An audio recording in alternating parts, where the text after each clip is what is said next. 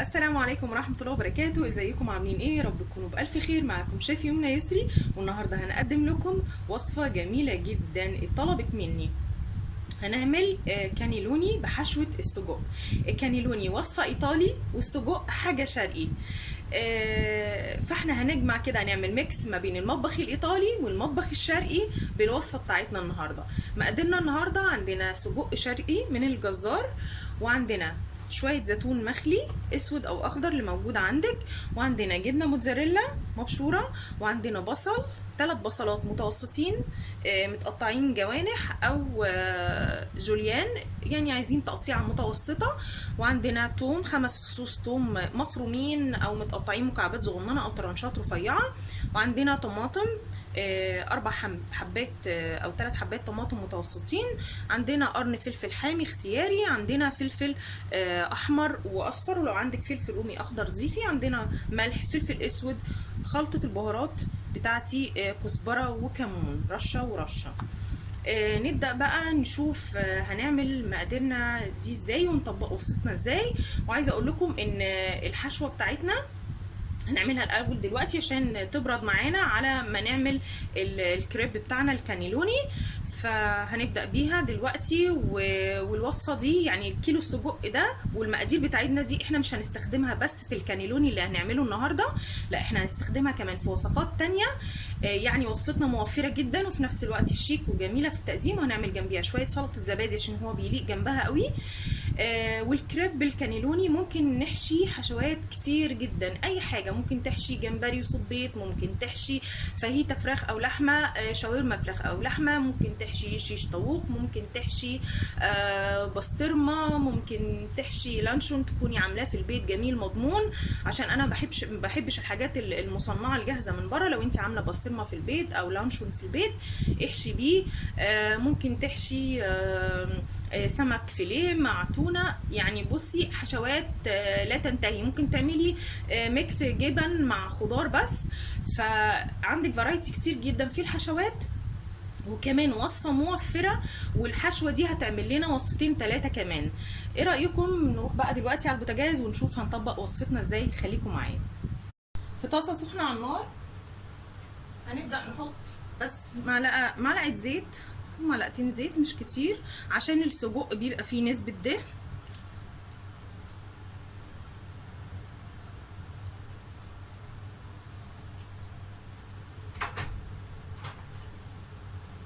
هننزل بالسجق بتاعنا،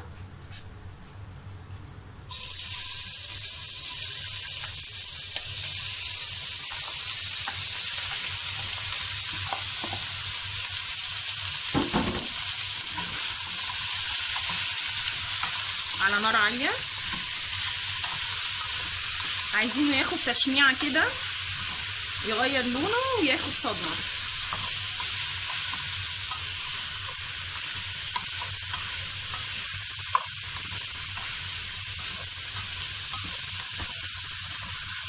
لما يغير لونه ويوصل للمرحلة اللي انا عايزاها هرجع لكم. هنفضي جنب كده في الطاسة عشان نشوح فيه الثوم والبصل.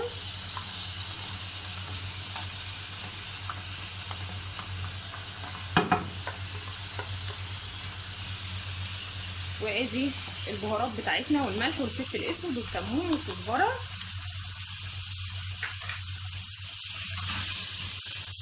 عشان عايزين الثوم يتحط على الماده الدهنيه وريحته تطلع والنكهه بتاعته تطلع. هنحط باقي البصل بتاعنا،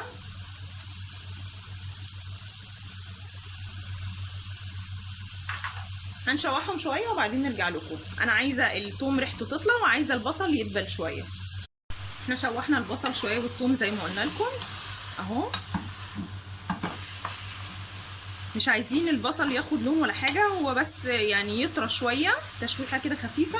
ننزل بباقي المقادير. هننزل الاول بالفلفل، ادي قرن فلفل حامي ده اختياري، وفلفل احمر واخضر اصفر، لو عندك فلفل رومي البلدي الاخضر العادي ضيفيه. نبدأ برضو نقلب، عايزين تشويحة كده، وبعد كده في الاخر هنضيف الطماطم. عايزة اقولك انك ممكن تعكسي في الاول وتضيفي الاول الثوم، البصل والثوم في الزيت الاول، وبعد كده تضيفي عليهم السجق، وبعدين بعد ما يتشوح تضيفي الفلفل وبعدين البصل. ممكن تعكسي عادي جدا، يعني ده صح وده صح، ما فيش حاجه فيهم غلط، ده صح وده صح، دي طريقه ودي طريقه، وانا ساعات بعمله كده وساعات بعمله كده، مفيش مشكله خالص.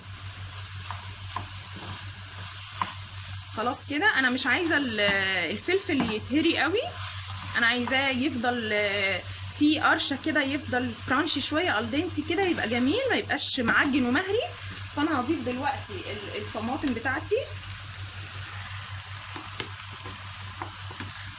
وبعد كده بقى نقلب ونسيبها تبقبق مع نفسها كده، والطماطم بقى تدوب خالص معاها وتتسبك في قلب السجق ويستووا كلهم مع بعض.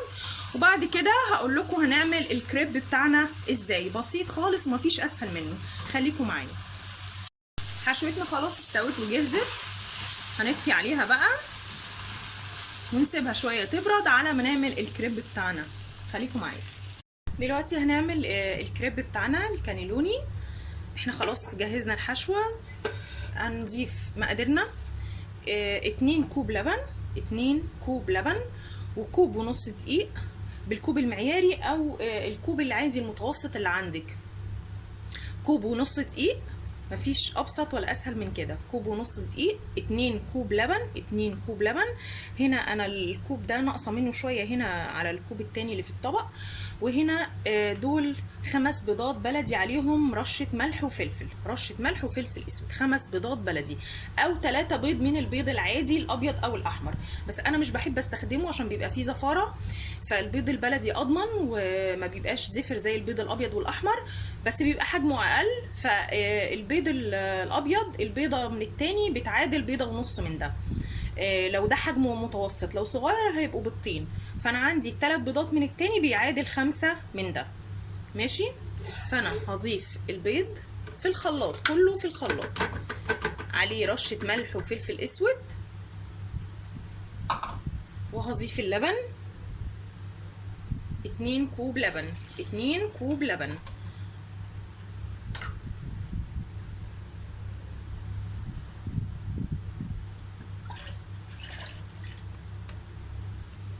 وبعدين عليهم كوب ونص دقيق، كوب ونص دقيق. انا بس حطيت ايدي عشان الدقيق ما يعملش بره. دلوقتي هغطي عليه عادي وهضربه عادي جدا في الخلاط زي ما بتضربي اي عصير، اضربيه كويس جدا وبعد كده هرجع لكم. بصوا احنا بعد ما بنضرب شويه بنعمل كده الجناب بتاعه الخلاط، شايفين بالسباتولا بنعمل كده من جوه عشان ننزل اي دقيق لازق في الجوانب بتاعه الخلاط، عشان مقدارنا والقوام بتاع الكريب بتاعنا يبقى مظبوط. خلاص عجينه الكريب او الكانيلوني بتاعتنا جاهزه، بس هنسيبها 10 دقايق بس عشان الفقاعات اللي على الوش دي تهدى، او ممكن نصفيه، بس انا ما عنديش اي كاليكي ولا اي حاجه، فمش مشكله ان انا مش محتاجه ان انا اصفيه اصلا، الخلاط بيضربه كويس جدا. لو انتي مستعجله ومش عايزه تسيبيه ال10 دقايق دول صفيه ومفيش مشكله اصلا، ممكن نشتغل فيه على طول، انا معظم الوقت بشتغل فيه على طول ما بيحصلش حاجه. احنا حطينا طاسه على النار تكون ما بتلزقش، مش لازم تكون طاسه كريب زي دي، اي طاسه عاديه ما بتلزقش عندك، اي حجم، الحجم اللي انت حابه تعملي بيه الكريب بتاعك. انت شوفي عايزه حبايه الكانيلوني يبقى طولها قد ايه، وعلى الاساس ده اعملي في اختاري حجم الطاسه بتاعتك. هندهن دهنه خفيفه من الزيت على نار هاديه، احنا هدينا شويه عشان الطاسه سخنت، وبعد كده لما نحط هتبقى النار يعني متوسطه شويه، من هاديه لمتوسطه شويه، والعين الحجليه حجمها متوسط. بسم الله، بالخلاط عادي جدا اهو، ونلف حبه الكانيلوني بتاعتنا او الكريب بتاعنا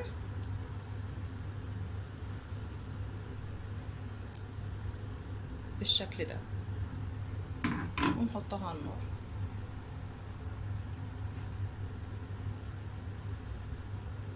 وبالسباتولا بتاعتنا ممكن اي اخرام كده اي حاجه عشان الفقاعات اللي كانت على الوش بس، فاول واحده او 2 معانا بيبقى ايه ممكن بيبقى فيهم فقاعات كده بسيطه، فبناخد نقط كده من العجين ونسد بيها عادي. نظبط نارنا شويه كده، نخليها متوسطه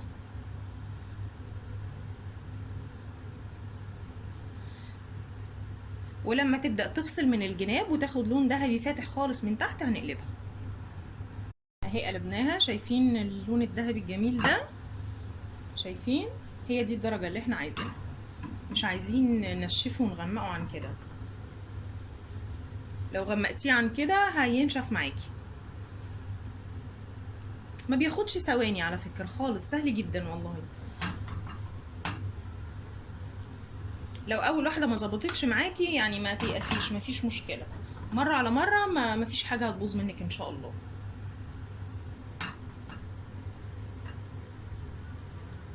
اهو بصوا اخدت برضو كده لون ذهبي خفيف فاتح من الناحية التانية.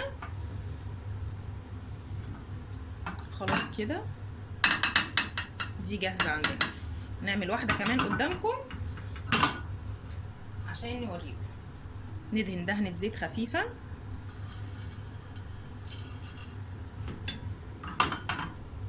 الطاسة تبقى سخنة، مش سخنة قوي ومش باردة خالص عشان ما يلزقش، والسخنة قوي هتحرقها معانا. نحط شوية كريب كده ونلف طاستنا كده كده بايدينا عادي جدا، نلفها كده اي حته ما جاش فيها خليط نحط عادي شويه، مفيش مشكله خالص. نظبطها ونساوي السطح بتاعنا كده، نوزع اي خليط زياده نوزعه على السطح كله.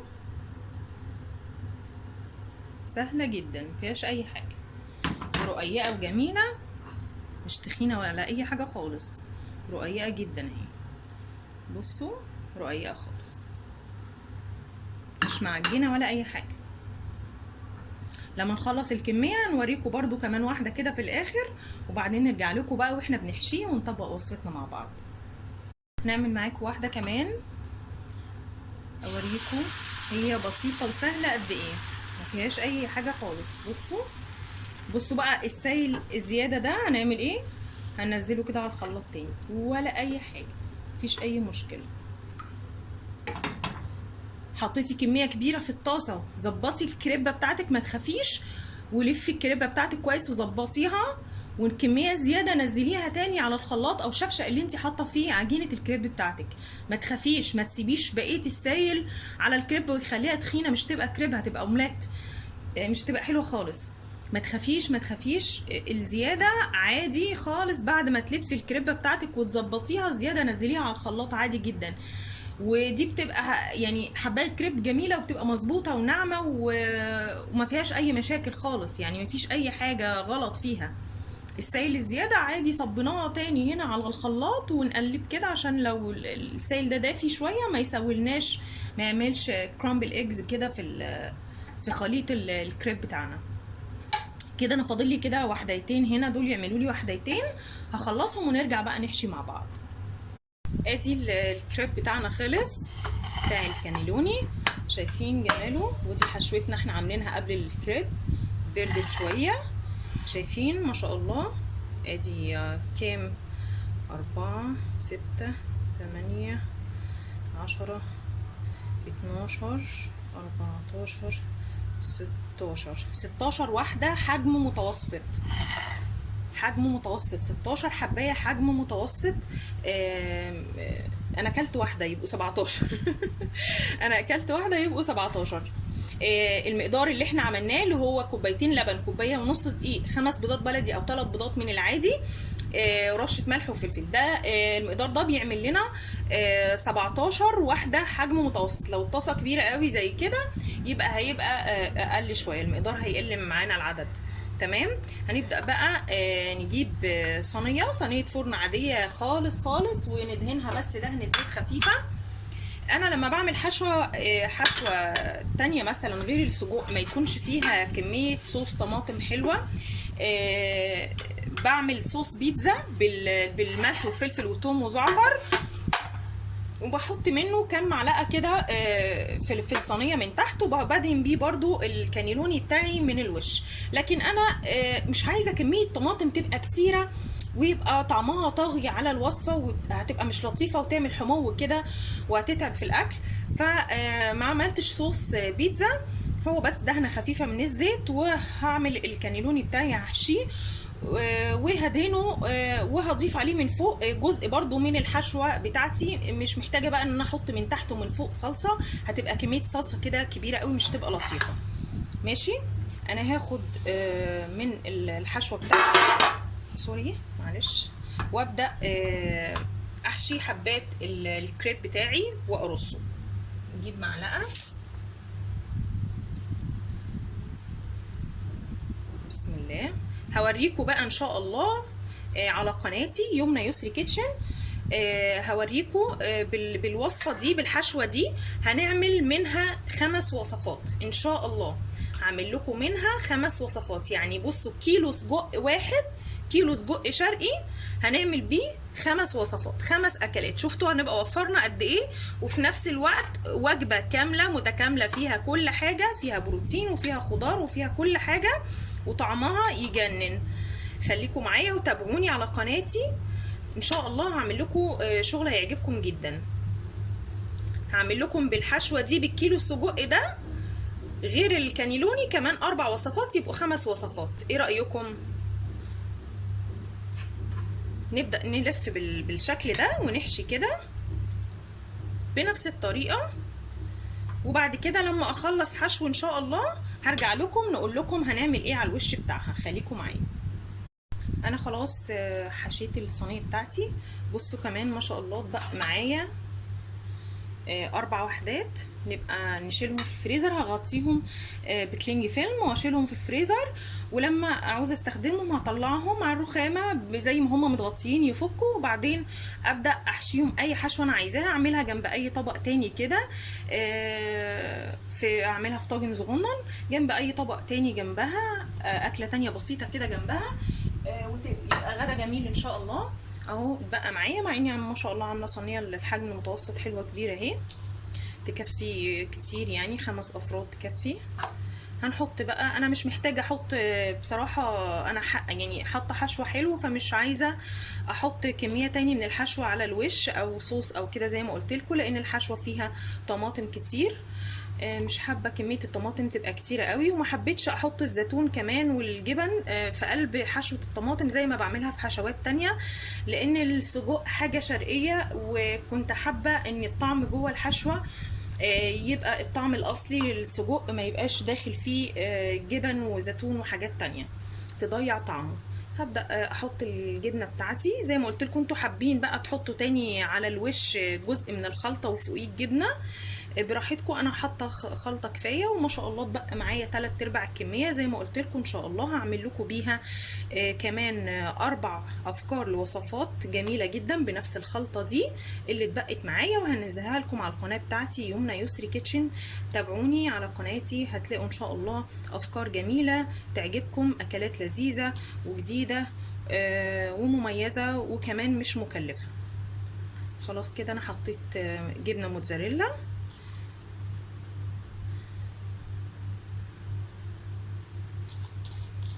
بس هدخلها الفرن، مش الشوايه، فرن عادي خالص على 180 لحد ما الجبنه بس بتاعتي تسيح، وهطلعها واقدمها واوريها لكم. خليكم معايا. الكانيلوني بتاعنا في الفرن، شغلنا الفرن سخناه شويه ودخلنا الكانيلوني على حراره متوسطه على الشبكه في النص لحد بس ما الجبنه تسيح. عايزين نعمل جنبه طبق سلطه الزبادي زي ما قلت لكم قبل كده. مقاديرنا 2 علبتين زبادي شركات، و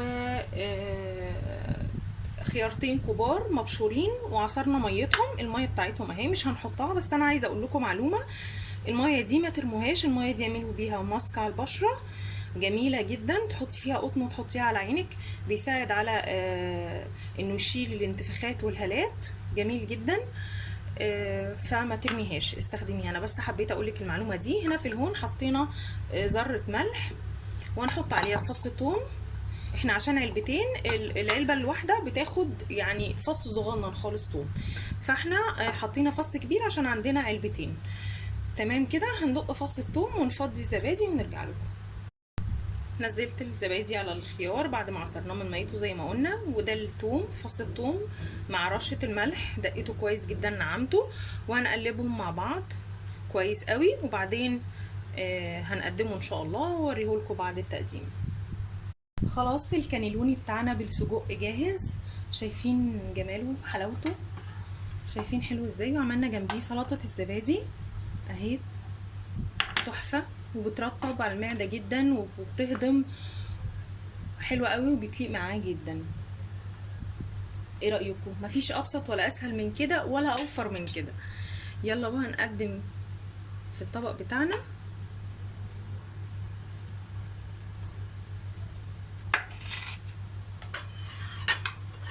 نقرب الطبق.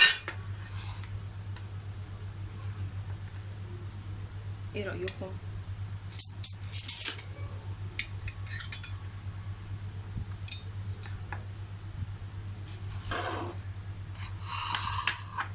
شفتوا بسيط وسهل وجميل ازاي؟ يلا ندوق بقى سوا. هندوق بقى حته كده نشوف ايه الاخبار. بسم الله الرحمن الرحيم.